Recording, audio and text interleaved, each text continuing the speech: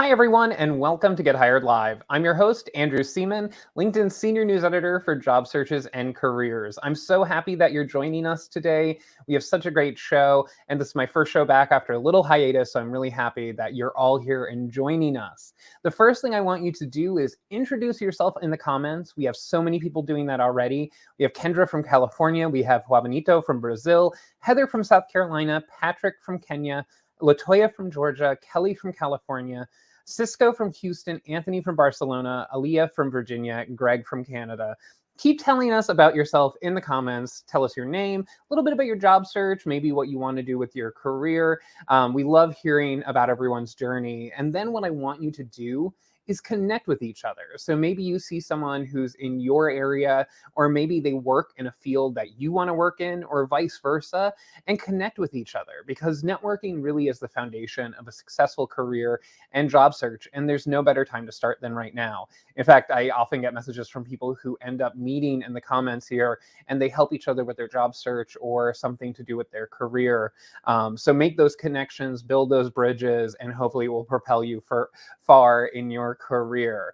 And we have such a great show today. I'm really excited to talk to our guest who has really built an incredible business and has sort of moved on to help other people build incredible businesses. So I want to welcome her onto the screen. We have Rosie O'Neill, who is the co-founder of Sugarfina. So Rosie, welcome. Hi, it's so great to be here. Thanks for having me.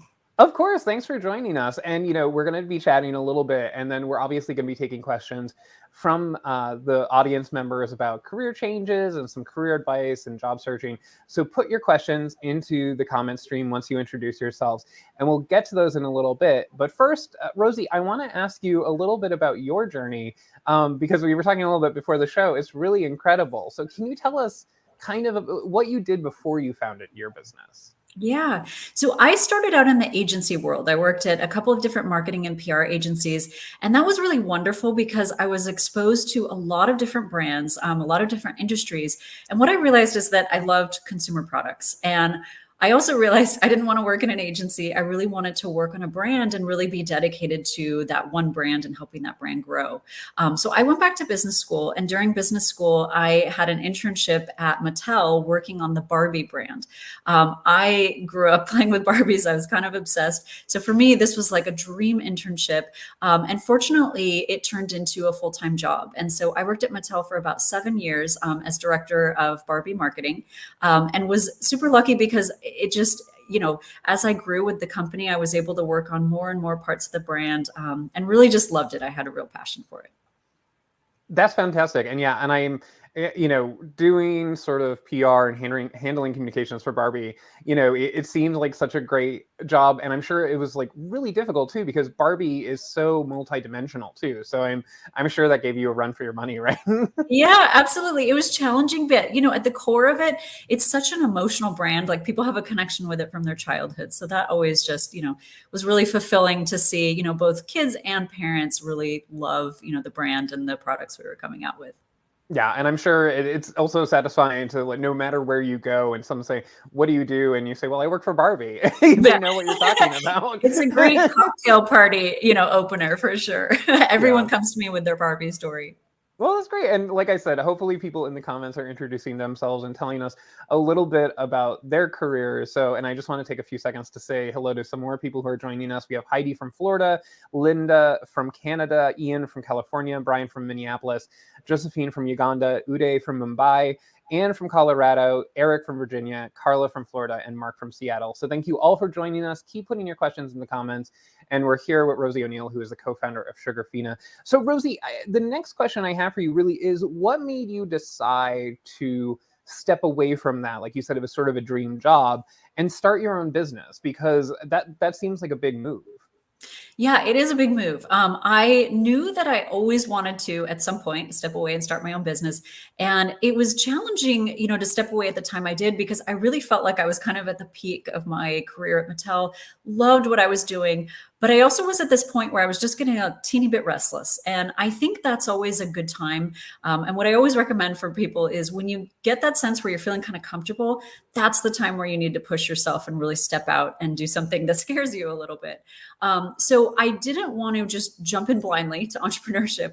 I wanted to prepare. And so I took a couple years where I really tried to reduce my cost of living and save up a lot of money because, when you are running a business, especially in the first couple of years, you may not be paying yourself. And so I wanted to feel comfortable that I could live with no salary for a period of time and not have to have that be a big stress in my life. So I think that's always a good preparatory step before you jump into something like starting your own business.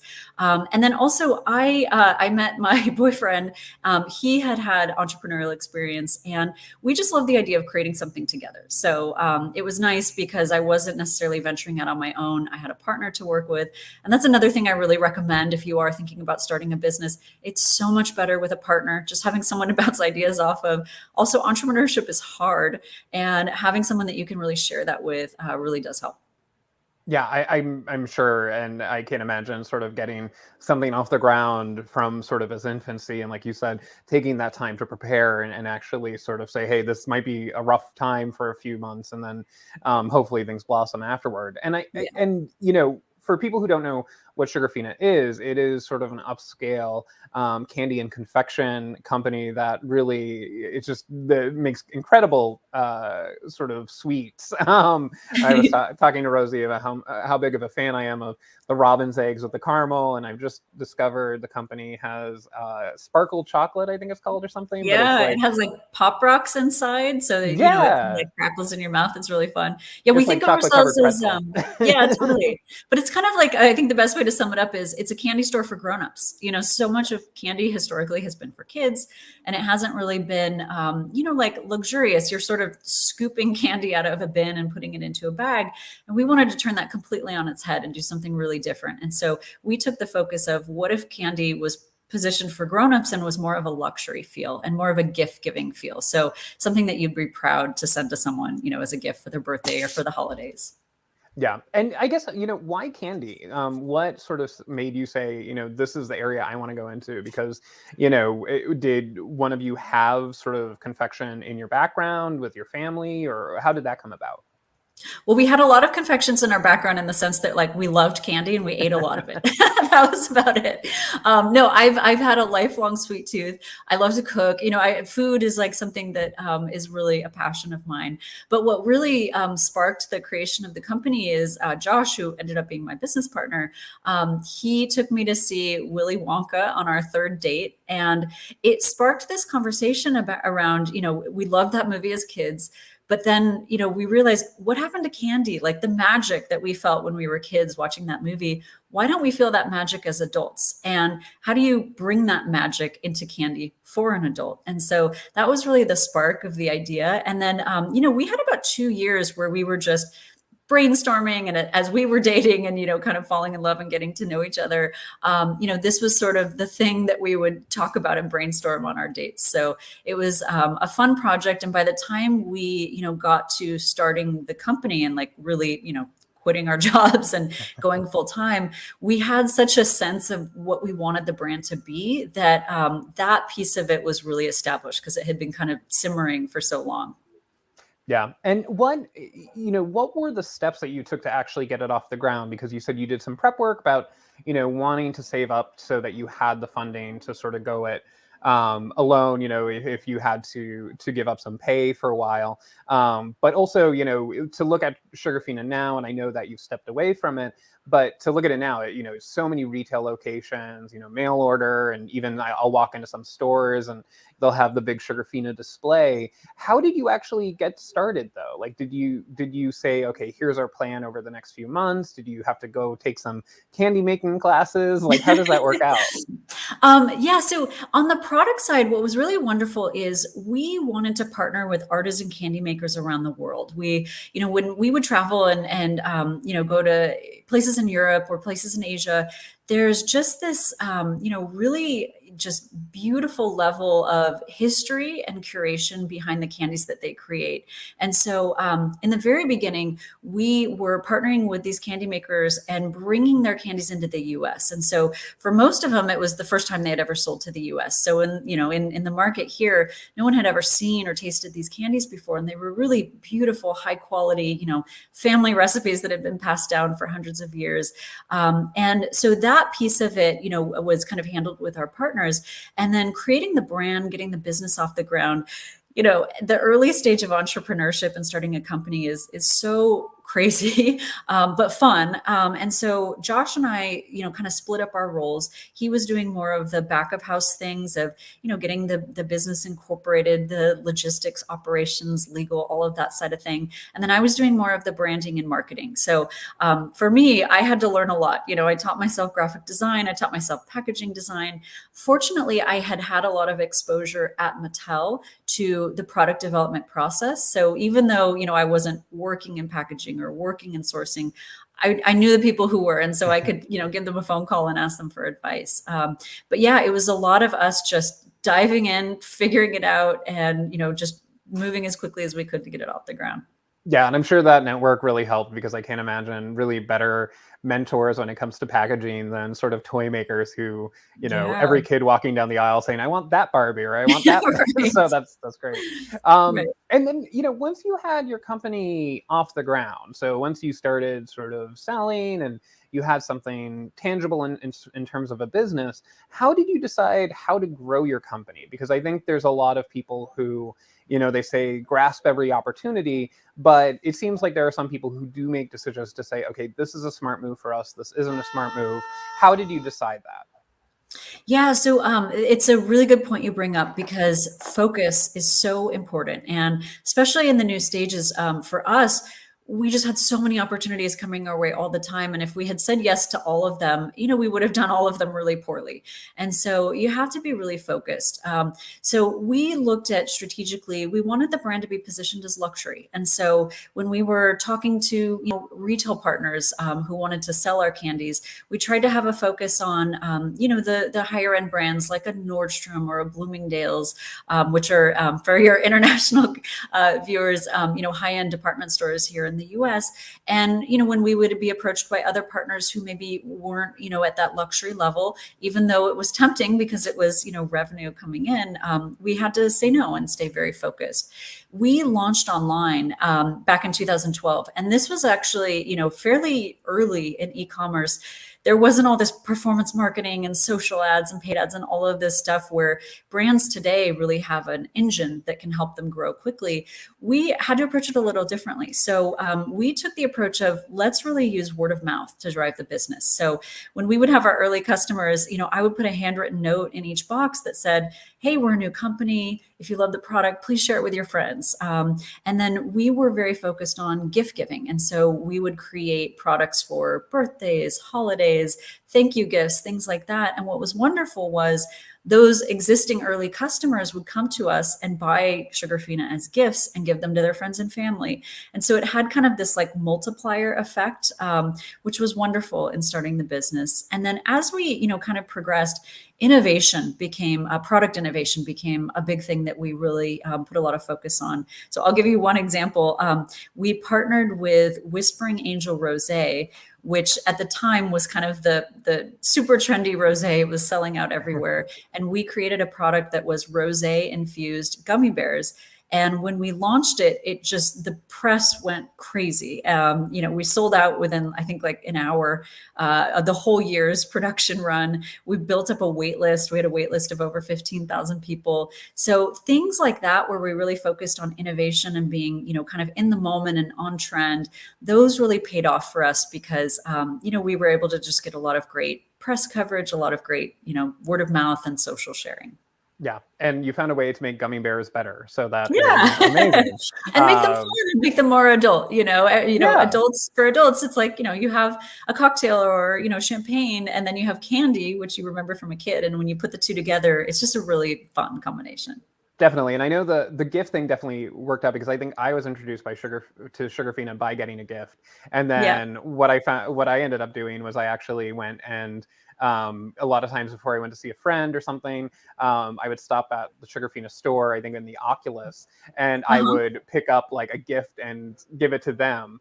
So that Thank definitely you. worked out. That's awesome. And That's exactly what we were going for. So yes. that's great. And also apologies for any background noises, the Symphony of New York City. So, but I want to talk a little bit about you. You stepped away, I think you said in 2019, and you started sort of an early investment fund. And can you tell us that decision to sort of decide to move away and shift your career to say, okay, we did this, we built this amazing company, and now we want to do something else? And how did you decide what you wanted to do sort of after building this company? Because I assume there's some exhaustion sometimes with entrepreneurs where they're like, wow, I just did that big thing, and now I'm going to go do something else. Yeah, absolutely. So we had been doing this for 8 years, and growing a company is all consuming. You never turn it off. And so, it was a really intense, 8 years. And we just were ready to kind of take a break and step away and do something else. And I also think we missed that early stage. Both of us are very much early stage people. We love the early concept, getting it off the ground, all of the excitement of really, growing a new brand. And we missed that. Sugarfina was really established, by the time that we left. And so we had started to do some angel investing. And we decided when we stepped away to focus on that more full time. And so right now we have about 50 brands that are in our portfolio where we've made an angel investment. In some of the companies, we're also formal advisors. And that has been wonderful for us because one, we don't take the work home with us and stress about it overnight. But two, we get to partner with just an amazing group of entrepreneurs across a diverse ranges of products and industries. And that excitement and being able to, take all of the things that we've learned growing a business and help these new businesses, grow as well, both the good and the bad. Obviously we've made a ton of mistakes, and, we had a ton of things that were great. But being able to, as, entrepreneurs, share that experience has been wonderful to be able to help our companies grow. That's great. And how do you decide what to invest in? Because I think that's always, it's a gamble no matter how much work you put into it and research. But, how do you decide like this is the thing that I'm going to put my money behind, but also just my support? And I think Yeah. that's a lot of people with their careers. They don't know when or how to make that commitment. Yeah, and it's tough. I mean, there are so many great entrepreneurs, so many great concepts. We see multiple, pitches every week, and at the end of the day, we can maybe invest in 6 to 10 a year. So we have to be really diligent and focused. But it's very hard. You kind of want to have a part in everything. But so the filters that we look at are, we're looking for people who are disruptors in existing industries, because what's great about an existing industry is there's already proof that people want it. But when you're a disruptor, you're doing something really different. And so that's a great way to grow the market, get a new set of customers. The other thing we look for is diversity. About half of our companies are either led by a female founder or a person of color or both. And that's really important to me personally. That's a group that has been really underrepresented in raising capital. And so we want to focus on, as much as we can, really building out the diversity of entrepreneurs who can raise capital. And then the last thing is, this is a little bit more of a shift over the last year, really wanting to focus on better for the planet. So whether it's, plant-based substitutes for meat, or, something that's a substitute for paper products, something that, takes recycled plastic out of the ocean, that's an area that we're really passionate about, and looking to put more investment behind. That's great. And also one thing that I have always suggested to people is that when they're looking at a company, especially if it's a startup, if they're thinking about joining it, make sure that there is diversity among the leadership, because the research that's been done shows that diversely led companies end up actually outperforming those where everyone either went to the same school, where they're all men or something like that. So it's Yep, actually, there's a absolutely. business Absolutely. point to it. And for my last question, before we get to questions from members in the audience, is what is your recommendation for people who want to move into a new area? So Mhm. maybe they say, listen, I've sort of gone as far as I can here, and I've always had this dream to do something else. And we have a few people asking about this in the comments. What's your advice for them to sort of take that leap and do something new, whether start their own business or maybe go into a new field? Yeah.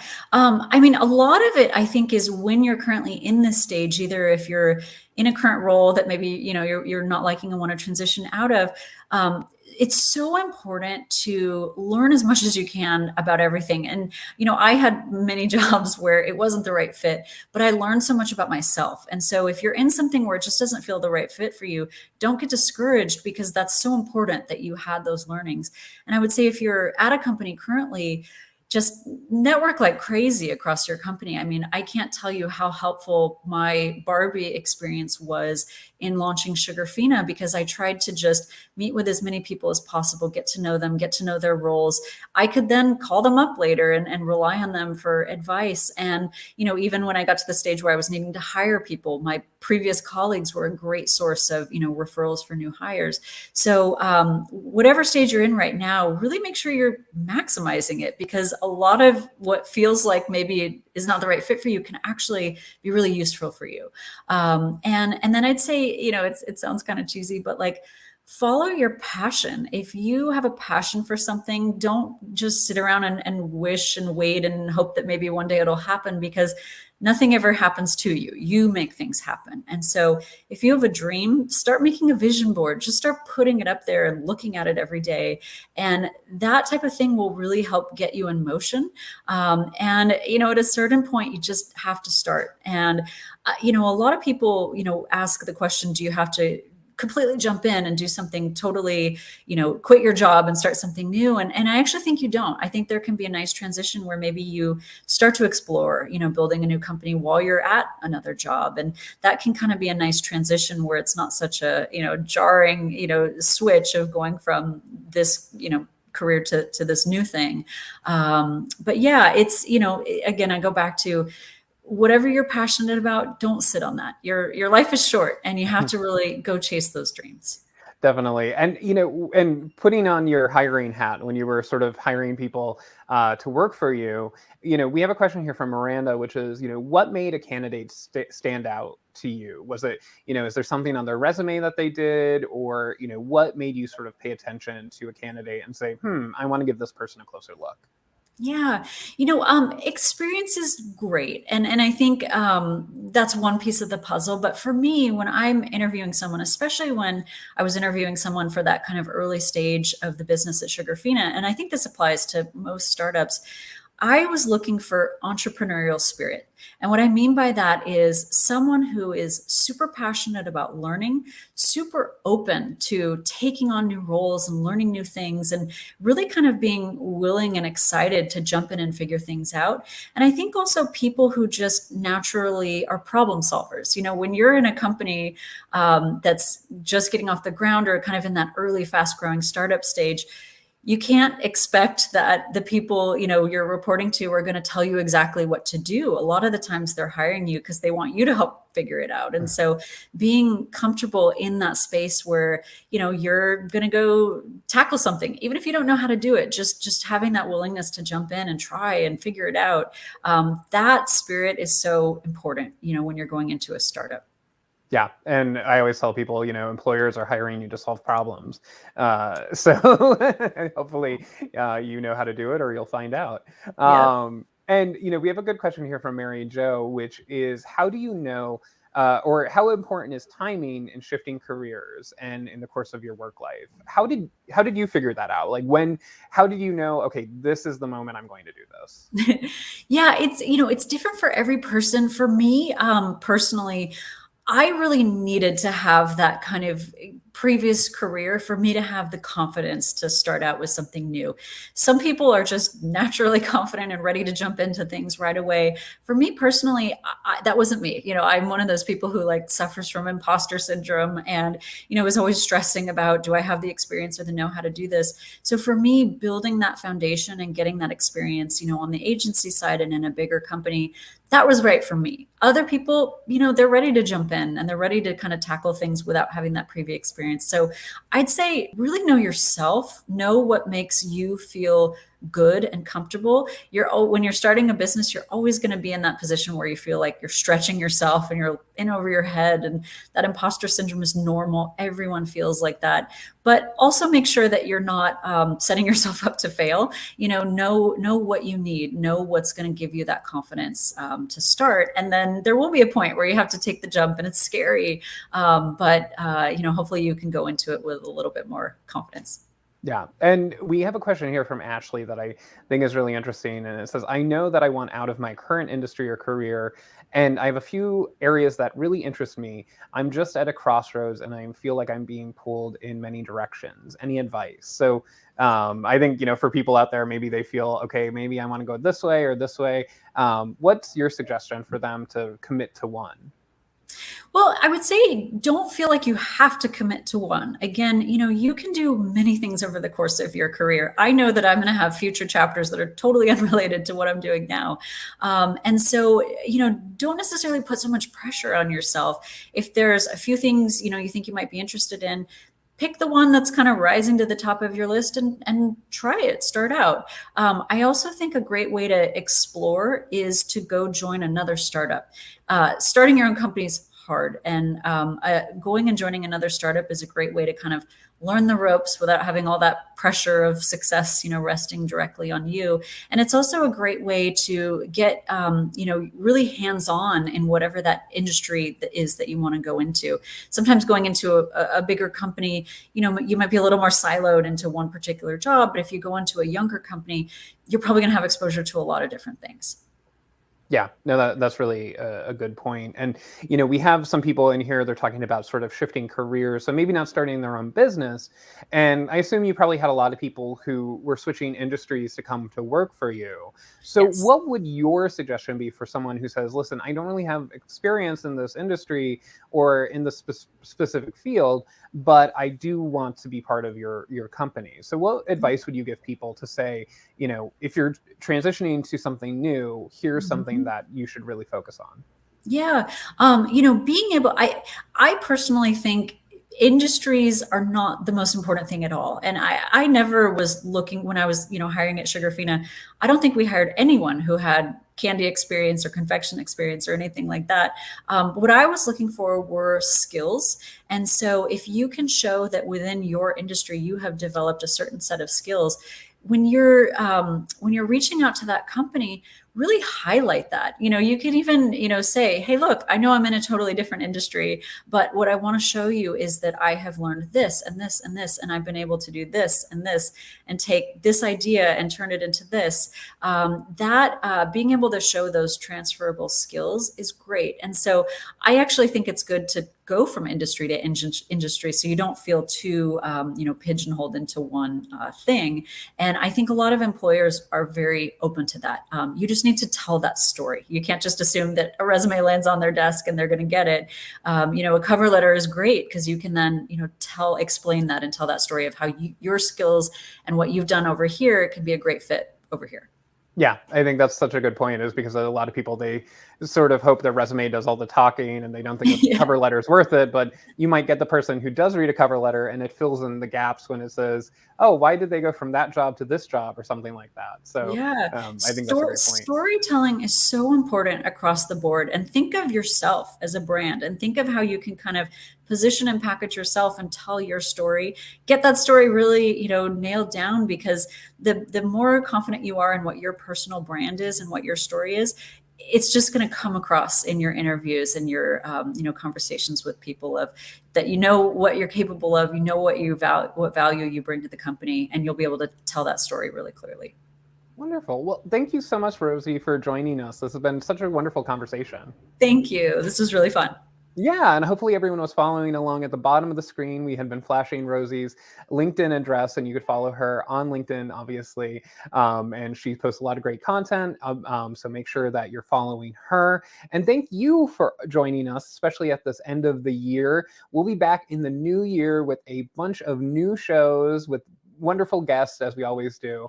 And I want to take a special shout out to everyone who works behind the scenes to make the show happen. So we have Gianna, we have Wes, we have Dave, we have Steven, we have Flo, we have Derek, we have Madison, really the entire LinkedIn News team. I just want to say a very big thank you to all of them. And don't worry, even as we head into the new year, we're going to be having programming on the LinkedIn News page. In fact, on Monday, my colleague Nina Melendez will be talking with some of my other LinkedIn News colleagues, and they're going to be talking about the year that was. So they're going to be talking about the past year of LinkedIn News live shows and also what moved them. And that's at 3 p.m. Eastern Time on Monday, December 20th. That is 3 p.m. Eastern Time on Monday, December 20th. And don't forget to obviously follow the LinkedIn News page. Like I said, we'll be back next year with a bunch of new shows with other guests that will be talking to you about your career and job searching. And until then, please stay safe. Obviously, the pandemic is sort of continuing to spiral a little bit right now. So be sure that you take care of yourselves, follow local health guidelines, because you can only get hired, you can only be a good candidate if you're safe and healthy enough to do so. So thank you so much for joining us. And until next time, best of luck.